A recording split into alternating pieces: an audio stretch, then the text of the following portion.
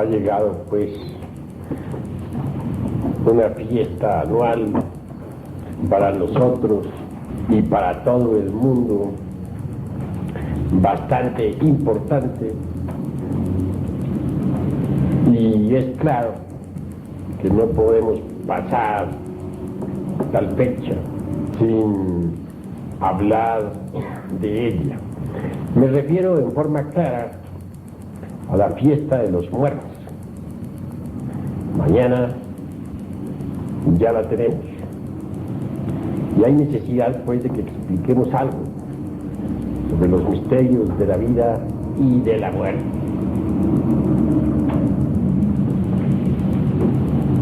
Ante todo, mis caros hermanos, ustedes ya saben muy bien que el camino es bastante difícil.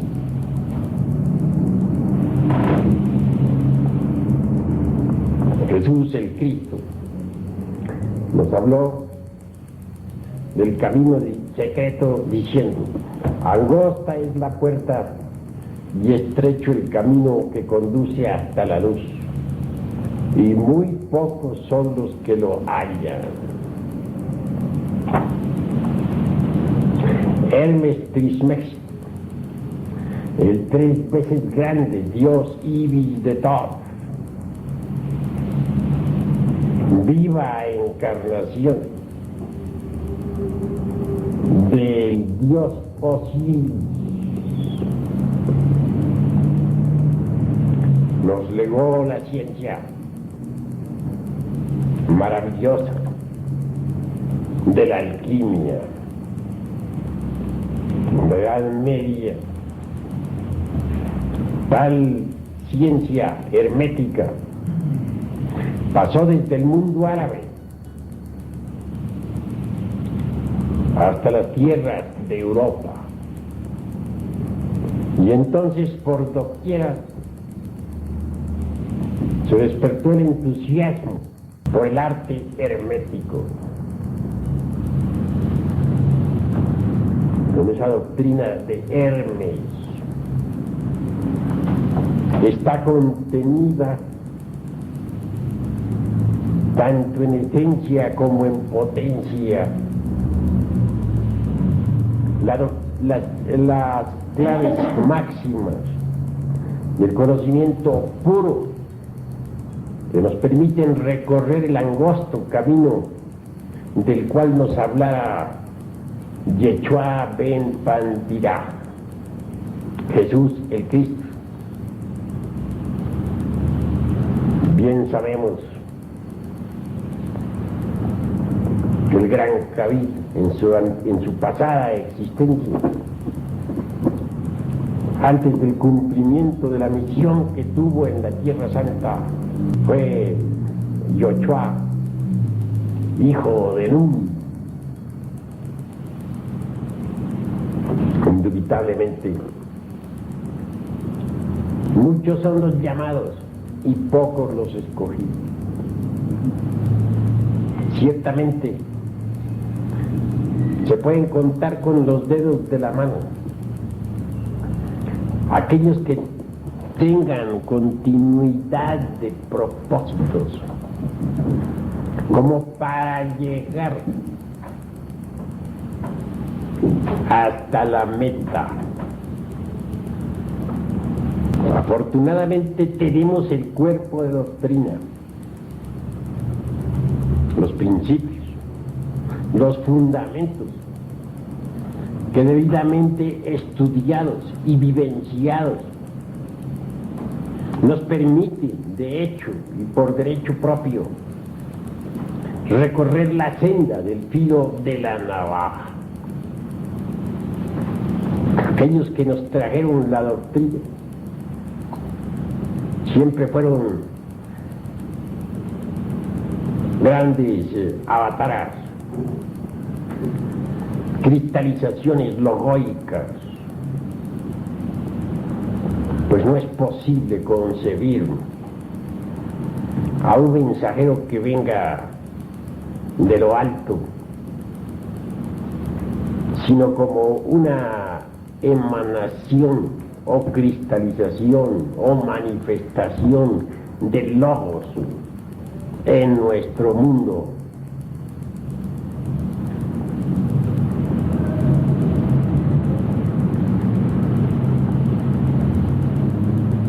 Teniendo pues las bases, es necesario trabajar. Solo así es posible llegar a la liberación final. Indubitablemente, mis caros hermanos, la especie humana está sometida a la ley del eterno retorno.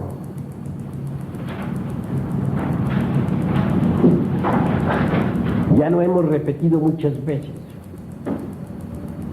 de que cada ciclo de manifestación, cada ciclo de existencias está formado por 108 vidas. Se nos dan siempre, se nos asignan 108 existencias.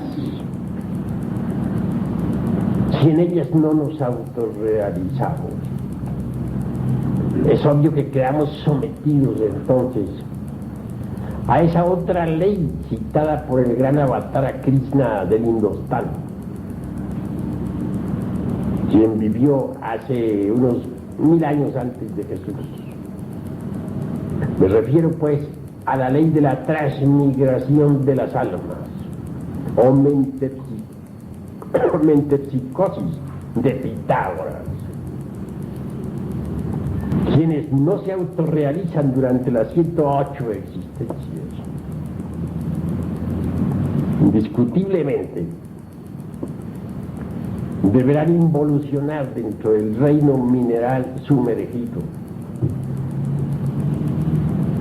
hasta llegar a la novena esfera. Allí se vuelven polvareda cósmica, es decir, pasan por la muerte segunda, de la cual nos hablara con tanta sabiduría el gran Kabir Jesús. Después de la muerte segunda, es decir, después de la muerte de todos los elementos inhumanos que llevamos dentro, la esencia, el alma o principio inmortal, se escapa, sale a la superficie, a la luz del sol, para recomenzar la jornada, para iniciar una nueva evolución que ha de comenzar indudablemente desde la piedra, que ha de continuar en el vegetal y proseguir más tarde en el estado animal, hasta reconquistar completamente el estado humano, o de humanoide, mejor dijéramos, que otrora se perdiera. Al regresar otra vez al estado de humanos o humanoides, se nos asignan nuevamente 108 existencias. Si nos autorrealizamos en el nuevo ciclo de vidas, magnífico.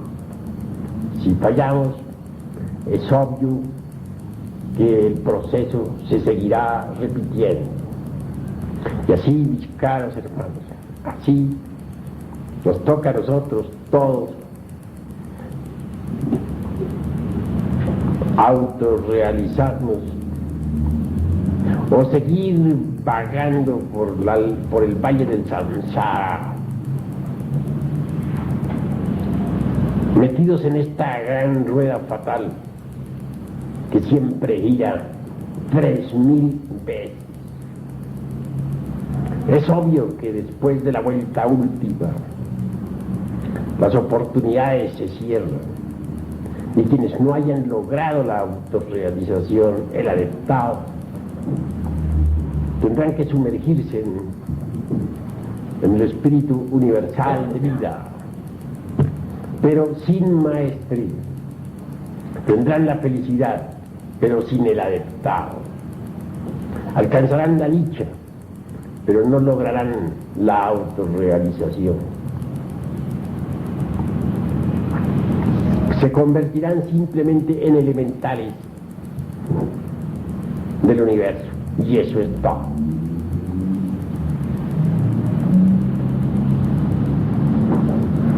No hay duda, mis caros hermanos, que las 3000 vueltas de la rueda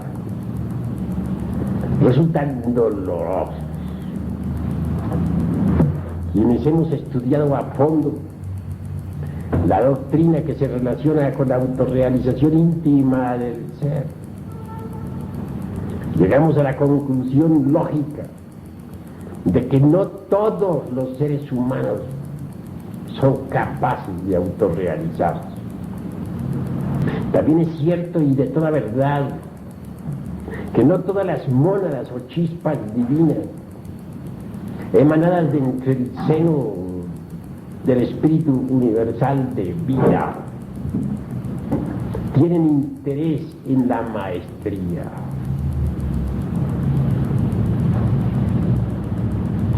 Cuando alguna chispa virginal anhela de verdad alcanzar el adeptado, trabaja a su alma, a su esencia, y lucha por lograrlo.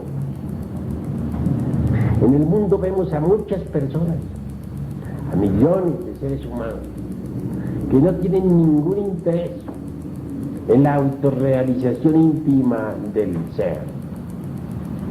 Podría objetársenos diciendo que tales gentes no conocen la gnosis, el cuerpo de doctrina.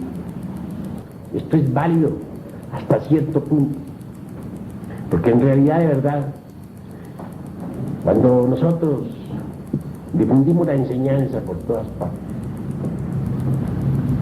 algunos la atienden el llamado, otros permanecen indiferentes, y son desafortunadamente la mayoría.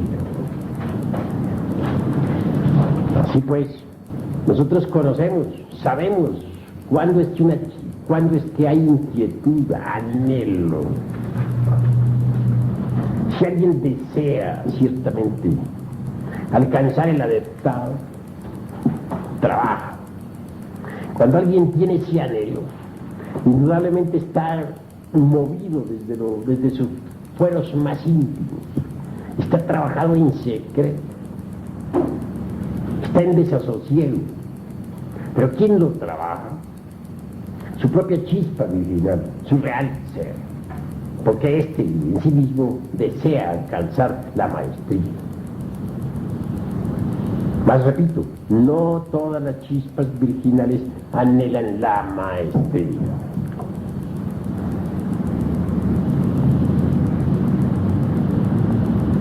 Al llegar el día de los muertos, es necesario que reflexionemos un poco. La gran ley tampoco abandona a los que no anhelan la maestría, ni a aquellos que luchan por lograrla y no la logran. El omnimisericordioso vela por todas las criaturas y a nadie abandona. En los antiguos tiempos se dio muy especial importancia a los misterios funerales.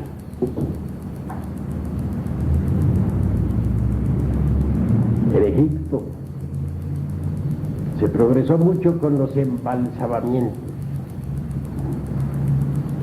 con las momificaciones. No hay duda que las momias de Egipto son maravillosas. También se logró allí conservar cuerpos vivos, no por invernación, sino por una especie de momificación.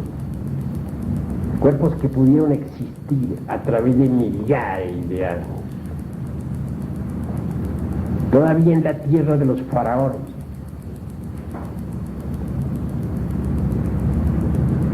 existe bajo el suelo, ya debajo de las pirámides, o en lugares reservados y secretos, cuerpos vivos de maestros que datan de edades de 3.000, 4.000, 5.000 y hasta 10.000 años antes de Cristo.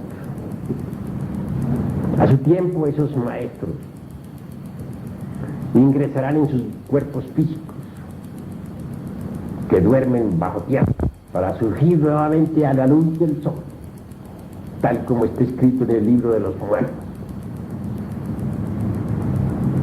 e iniciar en el mundo una nueva era neptuniano-amentina, yendo al fondo de esta cuestión. Tanto los egipcios como los tibetanos, como los aztecas y los mayas enseñaron que es posible liberarse después de la muerte para no regresar más a este afligido mundo. Quienes así proceden, obviamente lo hacen sin autorrealización. Pero como son pocos los que pueden autorrealizarse, es preferible siempre escaparse del valle doloroso del samsara. No es forzoso, no resulta indispensable aguardar hasta la vuelta 3000 de la rueda del samsara.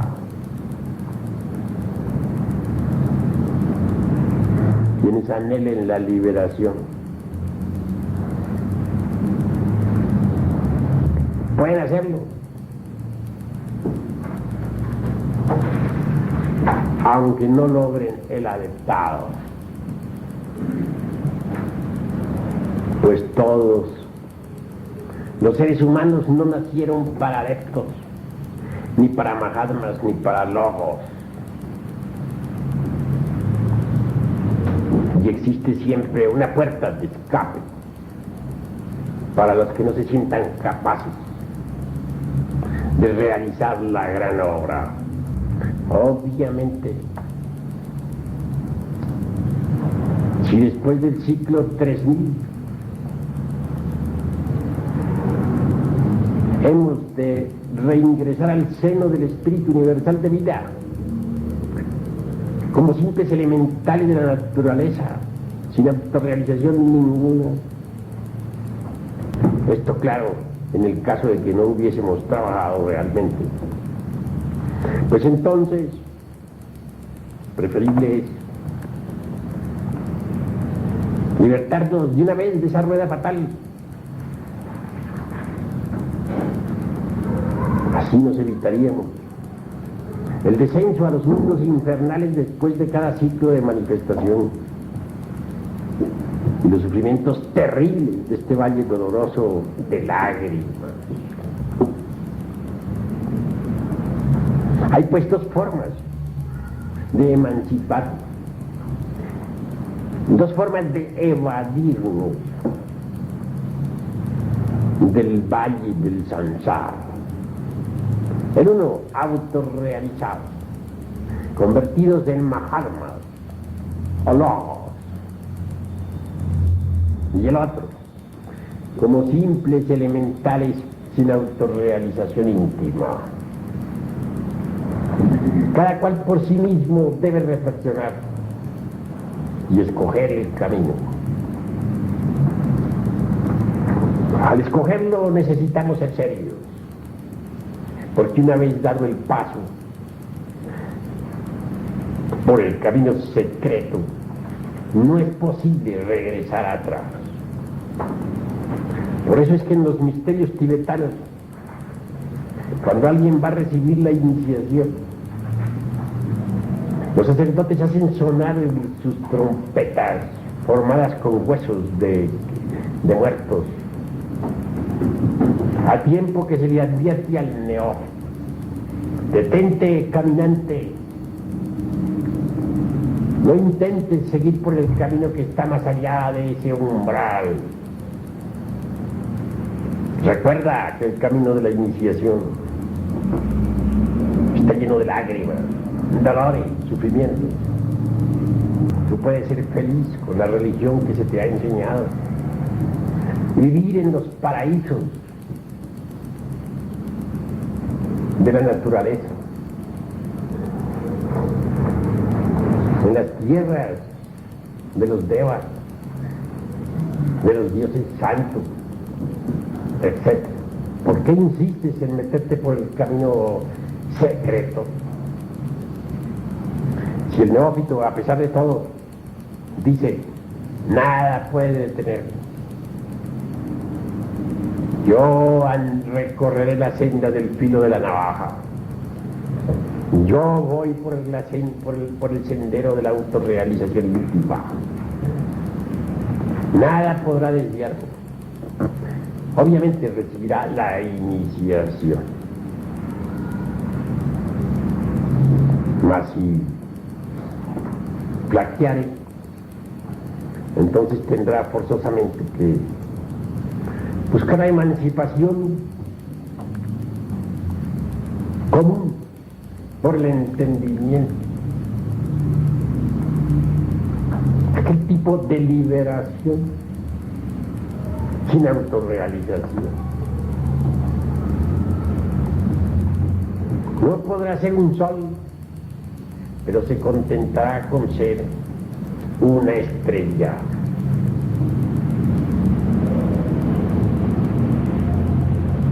El camino de la emancipación por la comprensión no nos convierte en Dios, únicamente permite que nos escapemos como elementales para vivir entre el océano del espíritu universal de vida en forma definitiva.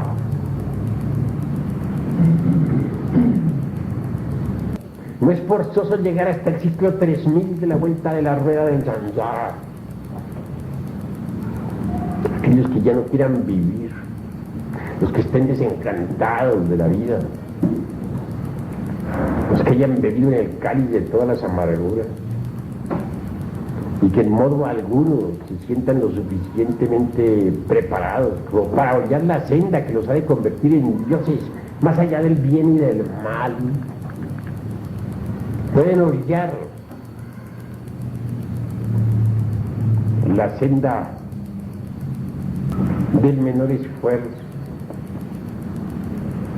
aquella que tan solo nos convierte en elementales o en pequeños budas elementales, aquella que nos permite regresar al seno de la gran realidad para siempre.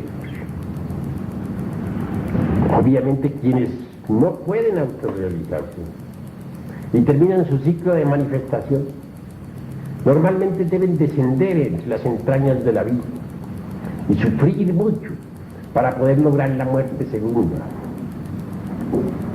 Después de la misma viene la emancipación de la esencia elemental.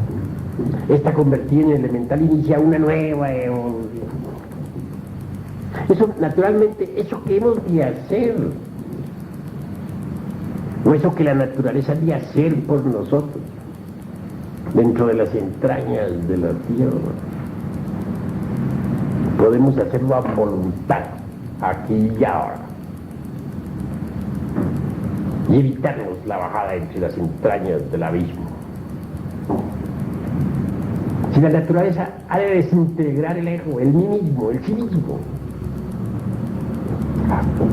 nosotros podemos hacerlo sin necesidad de tener que hundirnos en esos abismos espantosos del reino mineral sumergido. Si hemos de quedar convertidos en elementales después de la muerte segunda, podemos quedar convertidos en elementales aquí y ahora, sin pasar por esa amargura.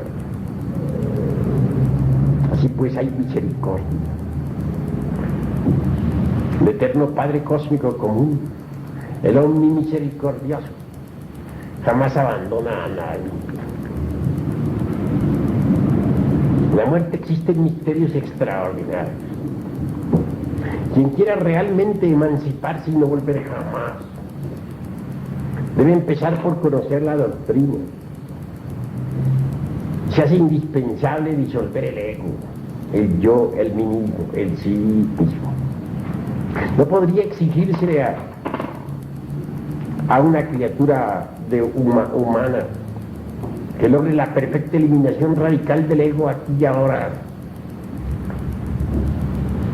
No está preparada, pero si puede, cualquier criatura, si así se lo propone, si quiere emanciparse, eliminar pues el ego, el yo, aunque sea en parte. Después de la muerte continuaría el resto del trabajo.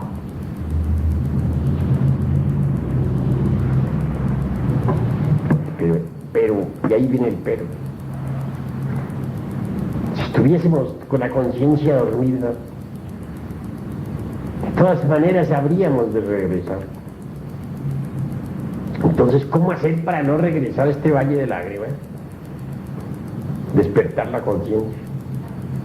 Pero ¿cuándo hemos de despertarla? ¿Después de muertos o ahora? Es claro que aquí mismo debemos trabajar para despertar conciencia. ¿Existe alguna ciencia que nos permite el despertar de la conciencia? Sí existe. La hemos estado enseñando y continuaremos enseñándola a través de nuestras diversas pláticas. Quien despierte puede elegir su camino. Quien despierte después de la muerte podrá trabajar. Y si no quiere volver, no volverá. Pero, ¿cómo podría un dormido evitar el regreso, el retorno a este valle de amarguras? Imposible. Muerte se pasa por un desvanecimiento de 3 días, una especie de desmayo, después de los cuales pues se siente uno reconfortado, reanimado. Si se encuentra alerta y vigilante el difunto, si verdaderamente no tiene la conciencia dormida, si verdaderamente tiene anhelo, podrá evitar el retorno a este valle de amargura.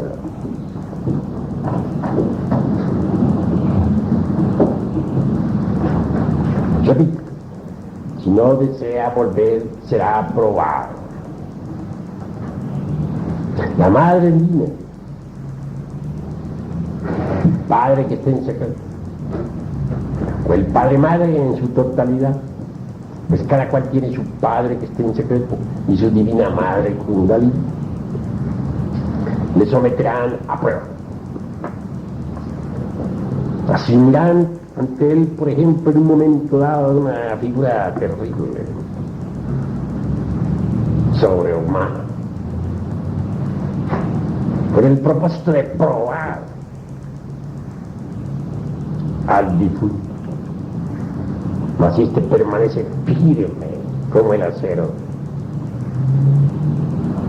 Es claro que saldrá victorioso. Mas esa no es la única prueba. Existen muchas otras. El difunto que no quiera volver no debe dejarse atraer por los familiares,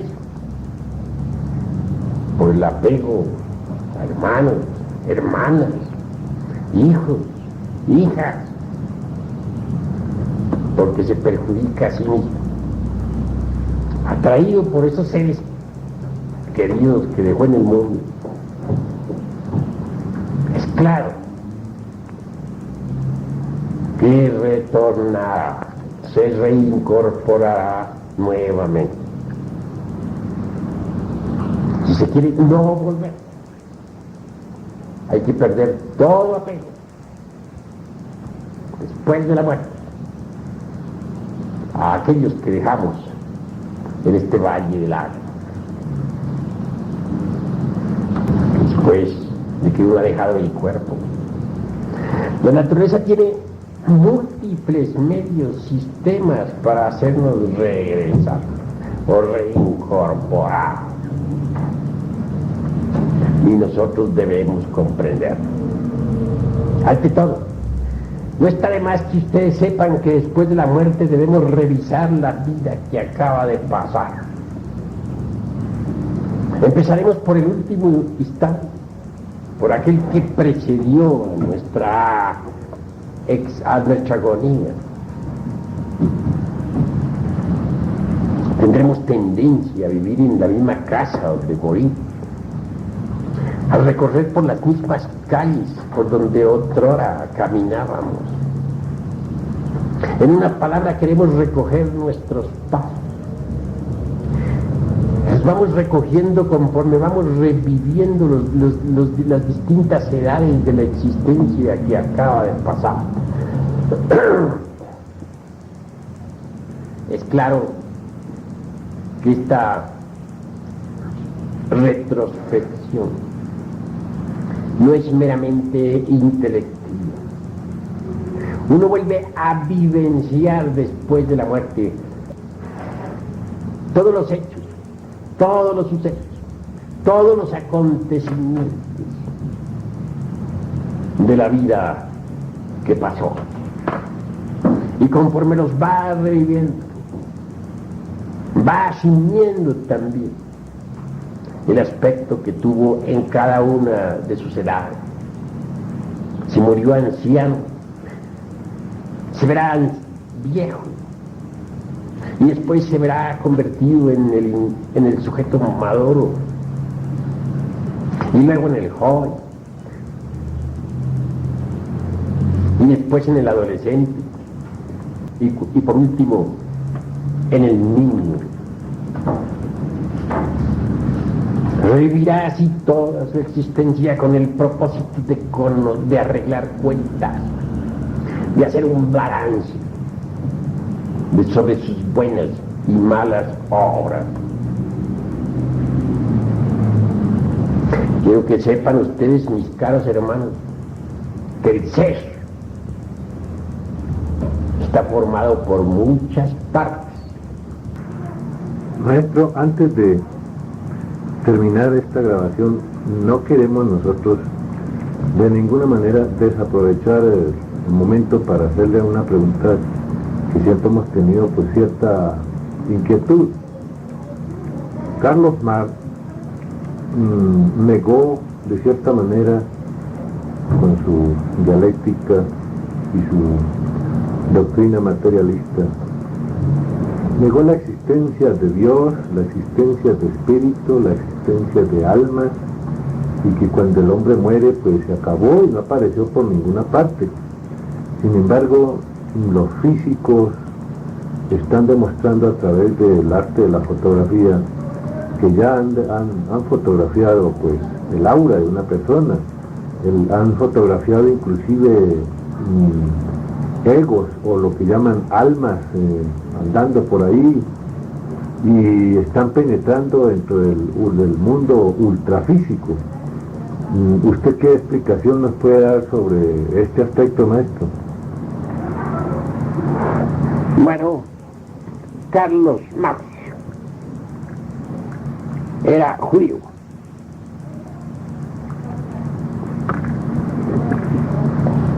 Como quiera que amaba su religión en extremo, hasta el fanatismo, y se consideraba miembro del pueblo elegido por Dios, según él, entre paréntesis. Inventó un arma para destruir todas las religiones del mundo mediante el escepticismo. Esa arma fue la dialéctica materialista. para hacer ese platillo, esa farsa. Le quitó a la dialéctica de Hegel sus principios metafísicos. Y así pudo elaborar su sofisma. O mejor dijéramos, toda esa serie de sofismas que constituyen su dialéctica materialista. Obviamente por ella ha destruido muchas sectas. Sin embargo, tan solo está en el principio. El objetivo de Carlos Marx va más lejos. Es acabar con toda la religión. Los principios de esta tesis que estoy exponiendo pueden leerlos ustedes en una obra que titula Los protocolos de los sabios de Sion. Allí exclaman los secuaces de la religión judía: no importa que nos toque llenar el mundo de materialismo y de repugnante ateísmo. El día en que nosotros triunfemos, enseñaremos la religión de Moisés debidamente codificada y en forma dialéctica, y no permitiremos en el mundo ninguna otra religión. Carlos Marx no hizo realmente sino cumplir con los protocolos de los sabios de Sion. Mas él no era materialista. El primer enemigo del materialismo dialéctico fue Carlos Marx. Todavía recordamos la primera internacional, cuando poniéndose de pie ante los trabajadores dijo: señores, yo no soy marxista. Asombrados todos le dijeron: pero ¿cómo es posible? Si usted es nuestro maestro, ¿cómo no va a ser marxista? Y por 3 veces respondió: no soy marxista, no soy marxista. Debido a esto, vino una división de los líderes trabajadores. Entonces nació el mencheviquismo, bolcheviquismo, anarquismo, anarcosindicalismo, etcétera, etcétera, etcétera. Es decir, se dividieron en múltiples sectas políticas. Cuando Carlos Marx murió, se le rindieron honras fúnebres religiosas de gran rango. Porque este hombre jamás fue materialista. Fue un cura, o un sacerdote, para ser más claro, de tipo judío. No estoy atacando la religión judía ni a los judíos, que no se nos confundan. Porque nosotros no somos secuaces de Hitler para atacar a los semitas. Únicamente estoy aclarando cuestiones religiosas. Ellos tienen la idea de que la religión judía es la única y que está llamada a imponerse mundialmente, que toda otra religión resulta innecesaria. Allá ellos, cada cual es libre de pensar como quiera. Lo que sí no está bien es que se hubiese inventado una farsa para combatir a las otras religiones. Muy curioso resulta que en la URSS todas las religiones sean perseguidas, menos una, la judía. Esa trabaja libremente. Dentro de la sinagoga se reúnen los devotos de la religión de Moisés para estudiar el Zohar, el Talmud, la Biblia, etcétera, etcétera. Mas fuera de sus religiones, ellos mismos, siendo místicos y sinceros, le hacen tragar al pueblo dialéctico materialista. Porque dicen, los gentiles no tienen derecho a tener ninguna religión. Son bestias de carga que Dios ha puesto para nuestro servicio. Así pues, no quiero con esto, repito, atacar a los judíos. En cuestión de religiones hay muchos fanatismos, y un fanatismo más o un fanatismo religioso menos, eso es muy común en el mundo. Estoy únicamente aclarando cuestiones religiosas. Tampoco estoy diciendo que los judíos sean perversos, ni nada por el estilo. Hay millones de hombres y mujeres que trabajan, que se ganan la vida con el sudor de su frente. Niños, ancianos que merecen nuestra consideración.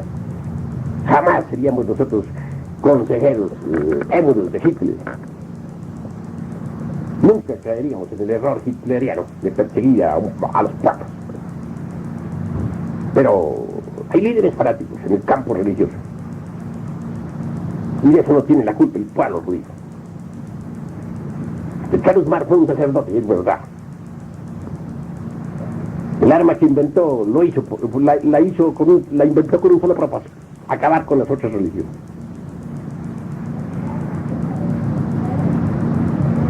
Así pues, la dialéctica materialista solamente puede engañar a los tontos, a los ingenuos, a los que de verdad no conozcan la ciencia de la religión, que es la gnosis.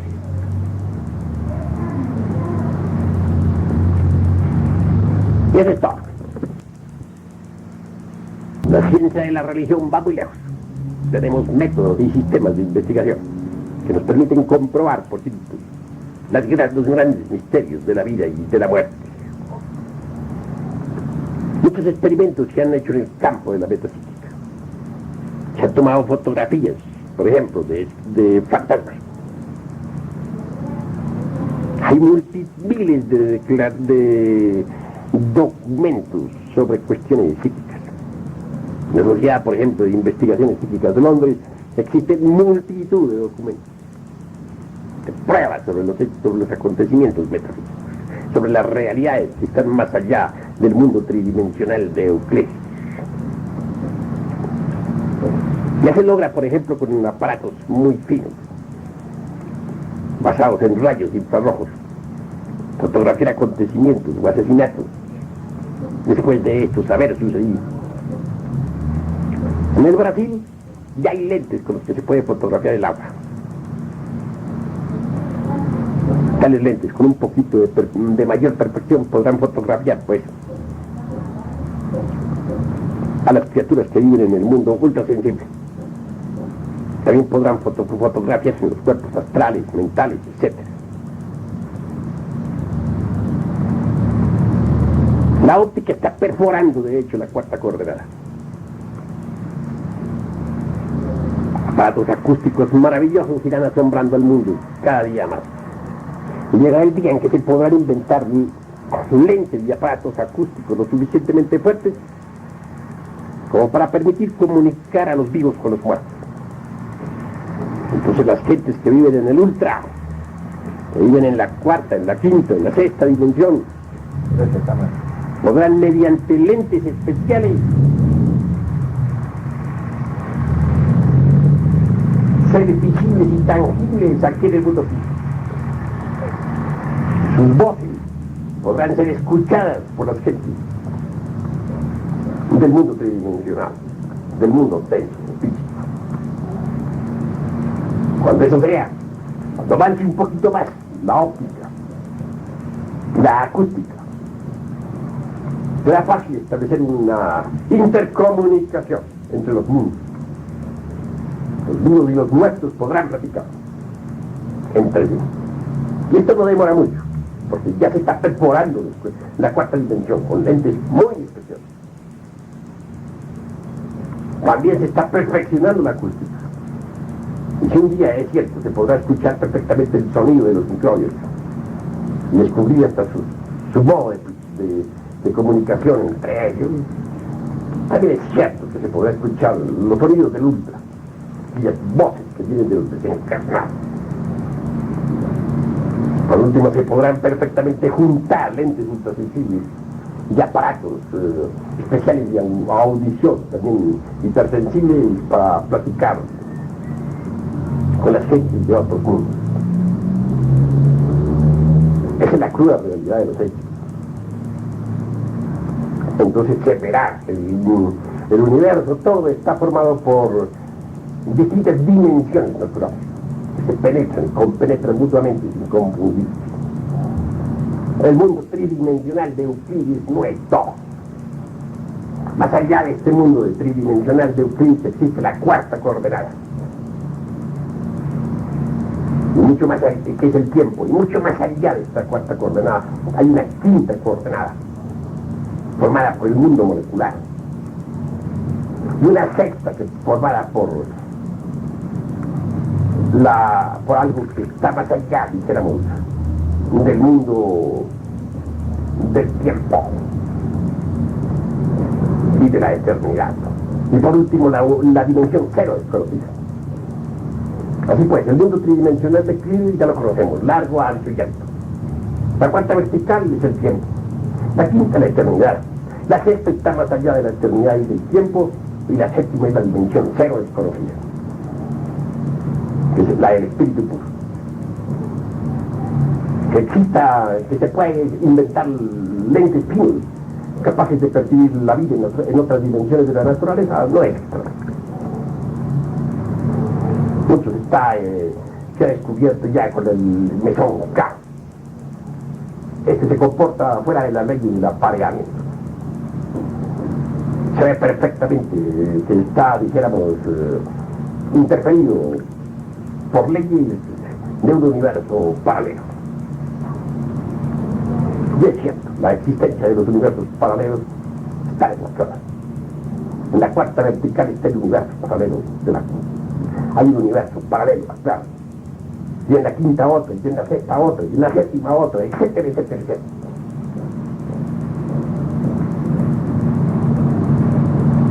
Estamos entrando en un terreno de experimentos científicos trascendentales. La óptica avanza, la acústica avanza y la comunicación entre gentes de distintas dimensiones será un hecho concreto dentro de muy poco tiempo. Entonces se hará desenmascarado públicamente Carlos Marx. Y los fanáticos ignorantes de la religión del Dios materia quedarán avergonzados ante el veredicto solemne de la conciencia pública. Todavía nos acordamos de aquellas palabras escritas por Carlos Marx en una revista del país durante su tiempo. Palabras tales en donde se demuestra y declara completamente místico y además religioso. Pues entre paréntesis, era un gran rabino religioso, dice textualmente: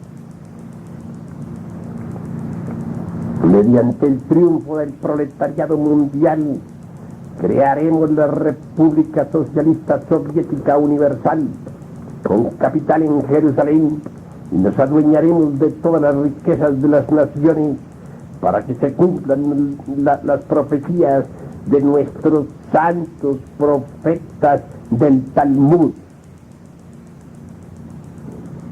Como ven ustedes, estas palabras no pueden ser de ningún ateo materialista, sino de un cura religioso, de un rabino, de un fanático, de alguien que quiere que su religión se imponga mundialmente y que se acaben todas las otras religiones. Así pues, tonto, necio, es el que se deja engañar con la farsa de la dialéctica materialista, farsa en la cual jamás creyó su autor, que fue Carlos Marx. Maestro, a través de esta disertación o esta explicación suya, pues se me ocurre hacerle una nueva pregunta que viene muy al caso.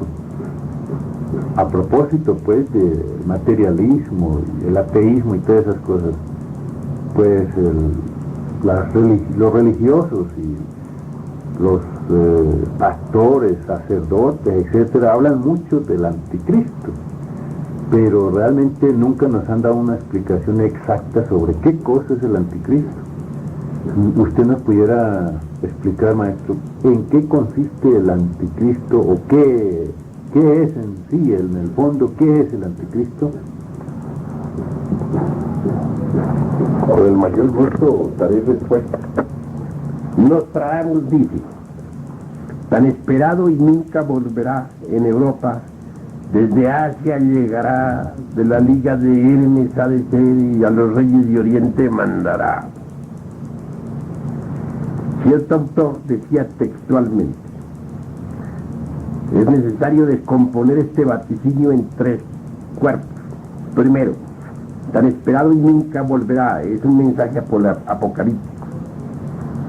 La humanidad ha estado esperando al anticristo desesperadamente, ya que con él, después de él, vendrá la parucía, el retorno de Cristo a la tierra. Ese mismo autor continúa diciendo: quizás signifiquen estas palabras que las fuerzas del mal desaparecerán y se abrirá para la humanidad una nueva era sin la presencia maligna. Además, este verso está curiosamente calcado del capítulo 17-18 del Apocalipsis, donde dice: y la bestia que veo era y no es. Continúa el autor diciendo: de la liga de Hermes ha de ser. Si el anticristo es encarnación satánica, debe ser hombre de inmenso poder, ya que del Apocalipsis se desprende que se divinizará, es decir, que llegará a tener poderes casi divinos. Pues, aunque tenga en sus manos las posibilidades de Satanás, el anticristo será un hombre con todas sus limitaciones. ¿Qué se sabe de él? Que ha nacido y que vendrá con su inmenso poder a asumir el papel destructor máximo. El papel de destructor máximo. ¿Dónde ha nacido? En Asia, probablemente en Asia Central. ¿Qué hará hasta los 18 años en que inicie su vida pública? Nostradamus nos lo dice: estará en un centro hermético perfeccionando su poder innato. Hermetismo, dice Nostradamus, liga del gran Hermes. Se trata aquí de Hermes Trismegisto, del Hermes de los misterios egipcios, creador, según la tradición, de la ciencia secreta. Las teorías esotéricas consideran que Hermes Trismegisto fue el ser humano que se acercó más a la divinidad y solo fue superado por Cristo, que logró el paso total, porque si bien era hombre, era persona divina. La escuela de Hermes es lógicamente espiritual, lo que no sería compatible con la obra del anticristo. Pero si Nostradamus asegura que el anticristo nacerá de la liga del gran Hermes, o sea, de los grandes herméticos, debía tener una razón poderosa para decirlo. Continúa el autor del citado párrafo diciendo: en efecto, cada mago trata de intentar la prueba máxima, el acercamiento absoluto de Dios. Lógicamente todos fracasan, pero algunos logran resultados sorprendentes. Si el hermetismo es de carácter espiritual y la negación del espíritu reside en el anticristo, ¿cómo se puede entender la idea de Nostradamus? Los investigadores franceses Saint-Yves y otros nos dicen en sus respectivos trabajos que después de un cataclismo que barrió con una civilización atlántida muy avanzada, donde existía para los iniciados supremos el secreto de la inmortalidad, los detentores del conocimiento se instalaron en un inmenso sistema de cavernas bajo el Himalaya, y desde allí estos hijos de la inteligencia de fuera se dividieron y tomaron sendas opuestas. Los espiritualistas dirigen hoy al mundo desde un punto llamado Agartha o Agarthi, mientras que los satanistas lo hacen desde otro llamado Shambhala. Los primeros habrían creado espiritualmente a grandes iniciados, como por ejemplo Mahatma Gandhi, y los segundos dirigen los elementos y las masas humanas en el culto de la violencia y del poder. Se ha estado hablando en diversas épocas de los últimos 30 años de los superiores desconocidos, que serían los rectores en sus dos frentes de todo lo sublime y de todo lo perverso que le haya ocurrido a la humanidad. De Asia aparecerá en Europa y reinará sobre todos los reyes del Oriente. Debe entenderse en forma invertida, o sea, que dominará primero en el Oriente, donde ha nacido antes de emprender su guerra contra el Occidente, es decir, entre sus 18 y sus 32 años, más o menos. Digamos, para finalizar este punto, que Nostradamus nos da, a través de distintas centurias, todos los antecedentes cronológicos con fechas siempre astrológicas de la llegada del anticristo, y que son 1963, 1 de abril, nacimiento de la bestia en el Asia Central. 1972, inicia su acción bélica Arabia. 1981, inicia su vida pública la bestia. 1996, la bestia invade el mundo. 1999, muerte de la bestia y triunfo de la cristiandad. Este último año, con el reino del sol, vendrá pues una era de oro para la tierra. Desarrollamos algunas de estas fechas en la centuria 1072, una de las más enigmáticas. Dice Nostradamus: 1999, 7 meses después, del cielo bajará un gran rey del horror, y resucitará el rey Angoulême, y después una guerra hará el mundo mejor. Séptimo mes, 7 meses después de este año de 1999, ¿y quién vendrá?